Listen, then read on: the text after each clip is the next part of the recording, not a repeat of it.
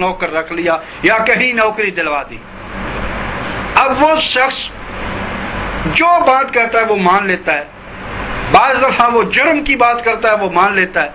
भाई क्यों मान रहा? कहता है ये बड़ा मोहसिन है, इसने मेरी मुश्किल घड़ी में मदद की थी, नौकरी नहीं मिल रही थी इसने दिलवाई थी, ये मेरा मोहसिन है, इसका एहसान मेरे ऊपर आज मैं इसके सामने बोल नहीं सकता, इसकी बात को झूठा नहीं कर सकता, इसकी बात को रद्द नहीं कर सकता।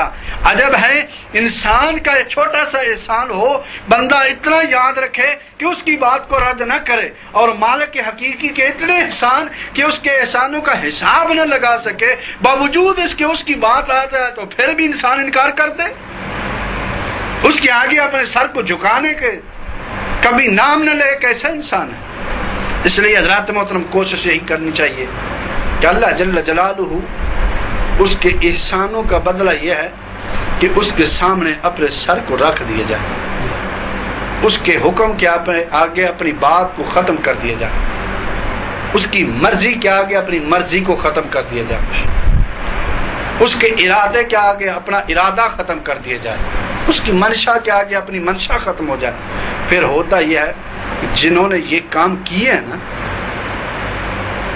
हज़रत बहलोल दाना रहमतुल्लाह ताला अलैह, हारून रशीद बादशाह एक दिन गुजरा, एक जगह से एक कब्रिस्तान के पास से गुजर रहा था, आगे देखा बहलोल दाना रहमतुल्लाह अलैह बैठे हुए थे और बड़े इत्मीनान में।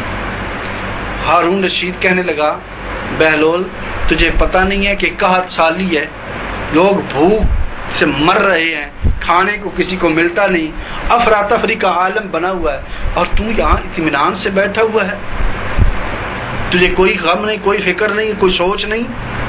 बहलोल दाना रहमतुल्लाह अलैह ने बड़ा कमाल का जवाब दिया, फरमाने लगे, हारून रशीद मैं क्यों गम करूं, मैं किस चीज का गम करूं? कहा सूरज मेरी मर्जी से निकलता है, तुलू मेरी मर्जी से होता है, गुरूब मेरी मर्जी से होता है, गोया रात दिन के बदलाव मेरी मर्जी से होते हैं, बारिश मेरी मर्जी से बरसती है, ये सारा निजाम कायनात, निजाम दुनिया ये मेरी मर्जी से चल रहा है, जो इतना बड़ा हो कि जिसकी मर्जी से सूरज तुलू और गुरूब हो, बारिश बरस रही हो, सारा निजाम दुनिया, निजाम कायनात उसकी मर्जी से चल रहा, उसे गम करने की क्या जरूरत है?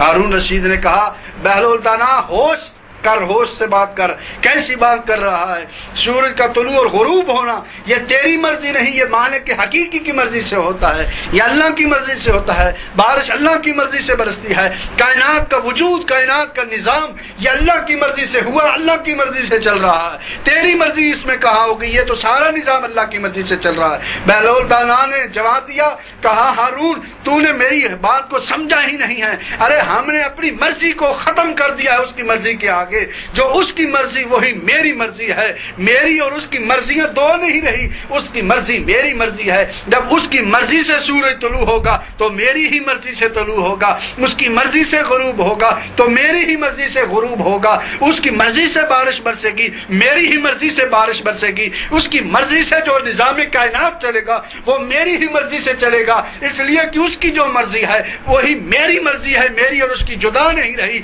फिर इस हाल में जो बंदा हो जाता है वो बहलोल दाना जिसने अपनी मर्जी को मालिक की मर्जी के आगे इतना खत्म कर दिया था, फिर वो बैठता तो जमीन पर था लेकिन लोगों के सामने जन्नत के सौदे करता रहता था, जन्नत भी लोगों को बेच देता था, अपनी मर्जी जो खत्म कर दी थी।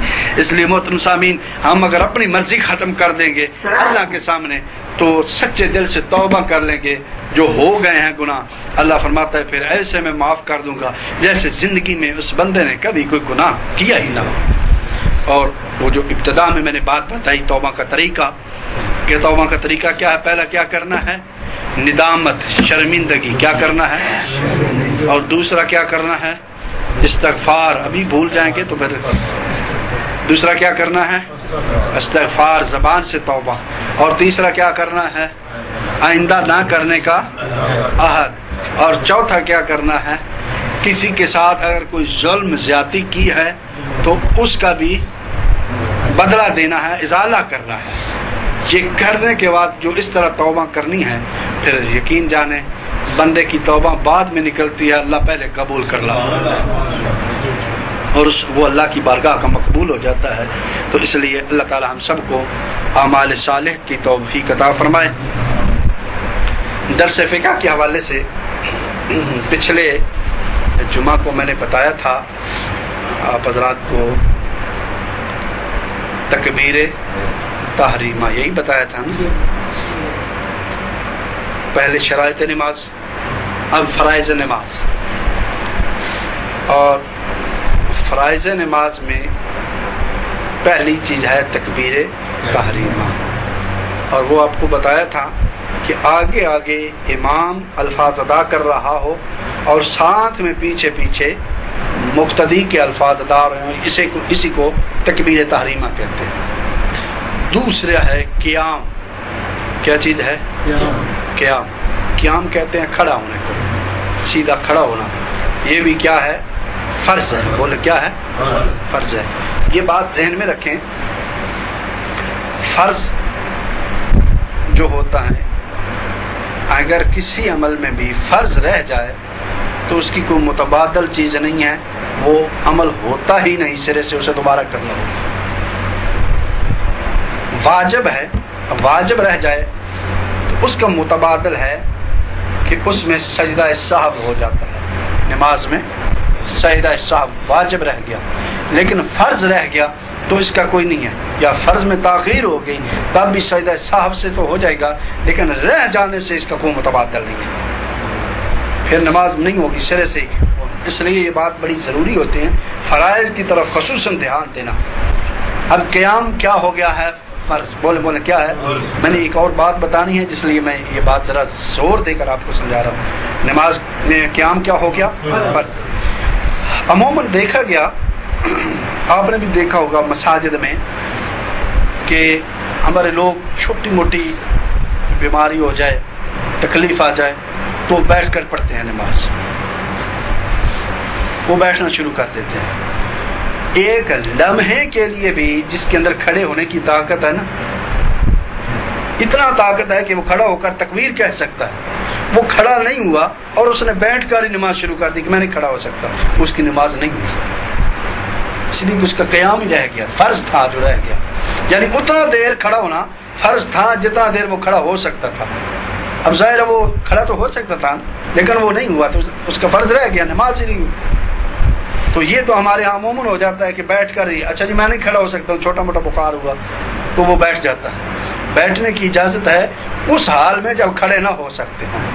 اس کے علاوہ جتنی سنتیں نوافل یہ ہیں ان میں بیٹھ سکتا ہے. ان میں ضروری نہیں ہے کہ وہ کھڑا ہو کر ہی، جتنا بھی ہے وہ بے شک بیٹھ کر پڑھ لے، لیکن فرض کے اندر جتنا طاقت ہے اتنا کھڑا ہونا کیا ہو گیا ہے؟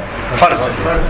نمبر 2، عموماً ریل کے اندر نماز پڑھی جاتی ہے.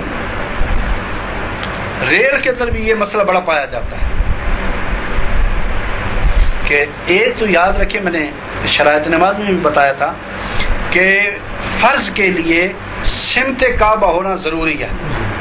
کعبہ کی طرف سے منہ پھیر گیا تو نماز نہیں ہوئی.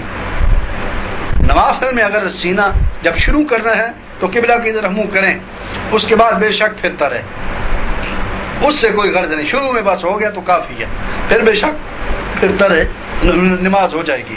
مثلا آپ سواری پہ سوار ہیں، ریل پہ ہی سوار ہیں، تو اب نماز نوافل پڑھ رہے ہیں، منہ قبلہ شریف کی طرف کر کے اللہ اکبر کر لیا، نیت شروع کر دی.